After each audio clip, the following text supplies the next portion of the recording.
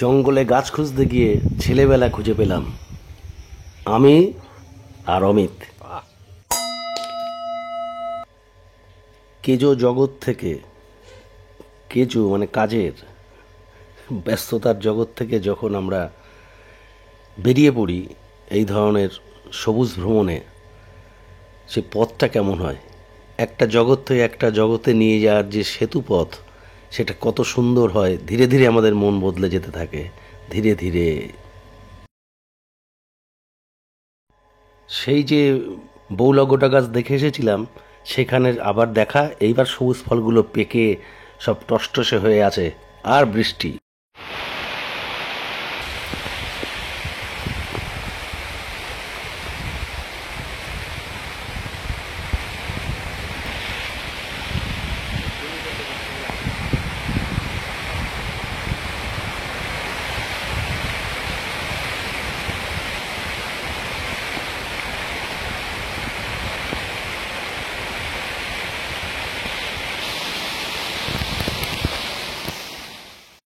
এইবার দেখুন এতে কেমন আঠা।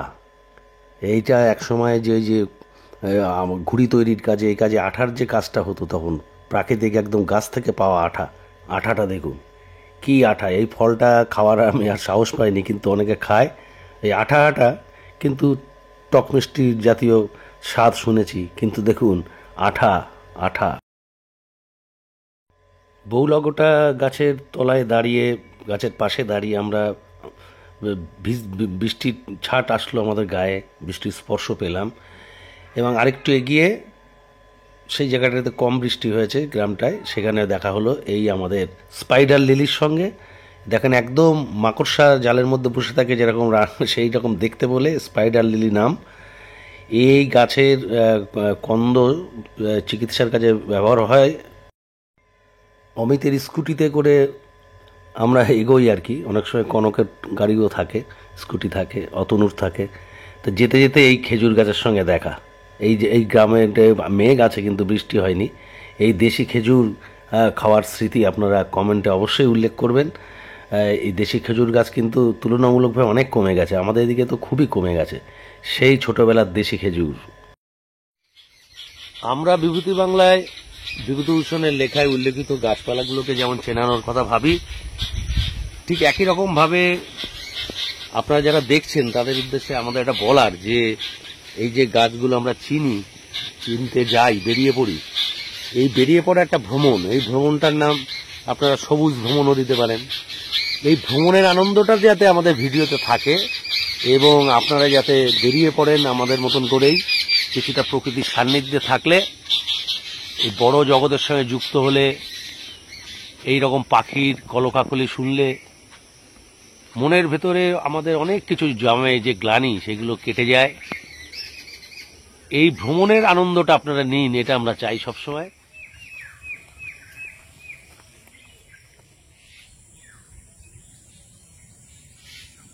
বৃষ্টির পরে ভিজে গেছে একদম সব, আরো ভালো করে দেখা যাচ্ছে বনপথে। এই হচ্ছে বড় গোয়ালে লতা, এই অনেক বড় বড় পাতা হয়।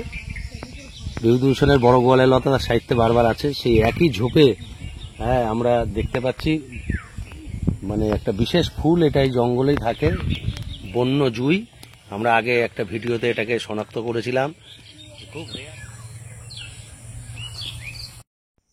ঝুলন্ত ফল দুটো গাছেই, সেই জন্য অনেকে গুলিয়ে ফেলে, কিন্তু আমরা ফটকা এবং লতা ফুটকির পার্থক্যটা দেখুন। এইটা হচ্ছে ফটকা বা বনটেপারি।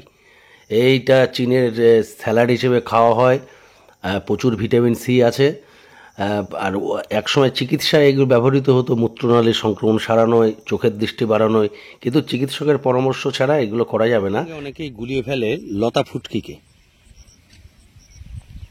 ফলের একটা মিল আছে, একই রকম দেখতে, কিন্তু আলগা চোখে দেখলে একরকম মনে হয়, খুঁটিয়ে দেখলে আলাদা আছে। এবং এটাও আফ্রিকা, উত্তর আমেরিকার থেকে উদ্ভূত। স্যাপিন্ডেসিয়া গ্রুপের বেলুন ভাইন বলা হয়, লতা ফুটকি আমরা বলি। এর বোটানিক্যাল নাম হচ্ছে কার্ডিওস্পার্মাম হেলিকাকাবাম। হোমিওপ্যাথিতে এক্সিমার চিকিৎসায় লাগে। এটাও এক দারুণ ভেষজ গাছ এবং হাড় ও পেশির ব্যথায় এগুলোর ব্যবহার আছে, কিন্তু সবটাই চিকিৎসকের কাছ থেকে শুনে নিয়ে ব্যবহার করতে হয়। কিন্তু এর থেকেই ওষুধটা সংগ্রহ করা হয় যে কোনো চিকিৎসাতেই। এই লতা ফুটকি এবং বনটেপারি, তার তো কথাটা বললাম একটু আগে, এই দুটোর মধ্যে যাতে গোলমাল না হয়, দেখবেন যে পাতা সম্পূর্ণ আলাদা। ফলটা একরকম দেখতে হলেও পাতা কিন্তু লতা ফুটকির অন্যরকম, এবং লতা ফুটকির লতা, আর ওটা কিন্তু ছোট গাছ।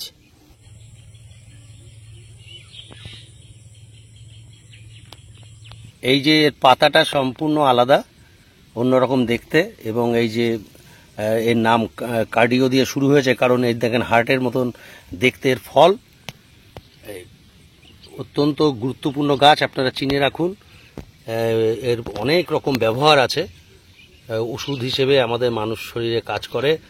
জঙ্গলে গিয়ে মানে কেটে কেটে আগাছা বলে ফেলে দেয়, আগাছা বলে কিছু হয় না, সব গাছই নানা রকম ওষুধি গুণ সম্পন্ন। চেষ্টা করবেন যেন এগুলো বিলুপ্ত না হয়ে যায়।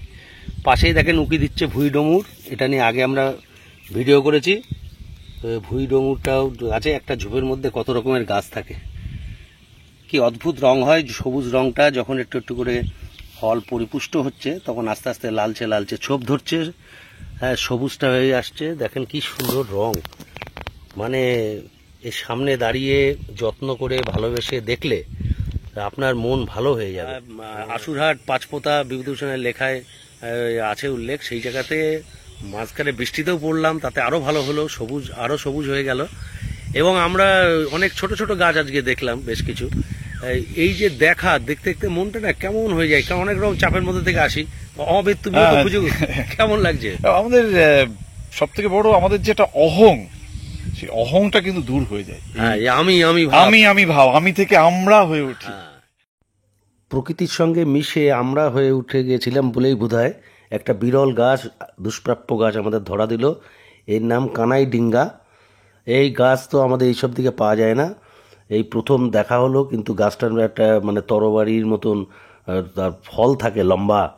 এগুলো আবার আমি পড়ছিলাম যে চট্টগ্রামে সবজি হিসেবে বিক্রি হচ্ছে, ওখানকার মানুষেরা খায়, ফলে অনেকেই খায় এটা। এই লম্বা ফল দেখে এই গাছটাকে চেনা যায়, কিন্তু এই প্রথম দেখতে পেলাম কানাই ডিঙ্গা গাছ। এই গাছের যে ওষুধি ব্যবহার আছে সেইগুলো চিকিৎসকের পরামর্শ ছাড়া কিন্তু করবেন না। অদ্ভুত সুন্দর একটা গাছ। পরে জানলাম যে এই যে ফুলটা দেখছেন কানাই ডিঙ্গার ফুল, এটা রাতে ফোটে এবং ভোরবেলায় ঝরে যায়, ফলে ফুলটাকে সাধারণত দেখতে পাওয়া যায় না। এই যে গাছটা, বিরল গাছের সঙ্গে আজকে দেখা হলো। হে গাছ, তোমাকে প্রণাম। শেষে দেখা হলো এমন একটা লতার সঙ্গে, যেটাও প্রথমবার দেখলাম, কিন্তু এর নাম আমরা জানি না। কি অপূর্ব লতা দেখুন হয়ে আছে। পাঁচপোতা অঞ্চল একটা জায়গায় পেলাম, এক পশলা বৃষ্টিতে ভিজে ভিজেও আছে পাতারা। কি সুন্দর ফুল। এই যত সবুজাব হলুদ, এটা নাকি আস্তে আস্তে হলুদ হয়ে যায়। এই ফুলটার আমরা নাম পেলাম যে তেলসমা পাল্লিডা, তার সঙ্গে মিলিয়ে আমরা নাম দিলাম তনিমা। আর আপনারা যদি এর আঞ্চলিক বাংলা নাম জেনে থাকেন, কোথাও আমি বাংলা নাম পাইনি, অবশ্যই কমেন্ট করবেন, জানাবেন। কিন্তু আমাদের কাছে অত্যন্ত আনন্দের যে আমরা দুটো গাছ দেখলাম, যা একেবারেই প্রথম দেখলাম, সেইটা আপনাদেরকে উপহার দিতে পারলাম। বিভূতিভূষণের চোখ নিয়ে ঘুরলে আমরা প্রতিটি গাছকে, লতাকে মূল্য দিয়ে, কীটপতঙ্গকে মূল্য দিয়ে যদি দেখি, তাহলে সারা সময় আমরা জগতের সঙ্গে সংযুক্ত থাকতে পারবো এবং আমাদের ভালো হবে। কি অসাধারণ এই ফুল! একবার চিনে গেলে যা হয়। পরের দিন বাড়ির কাছে একটা খেজুর গাছে দেখি, ছোট খেজুর গাছে ঝুলছে সেই লতাটাই, এবং ফলটাও দেখতে পেলাম। সেই ফলটাও তাই আপনাদের দেখিয়ে দিলাম। প্রকৃতির শব্দ শুনতে শুনতে আজকের মতন বিদায়। ভালো থাকবেন।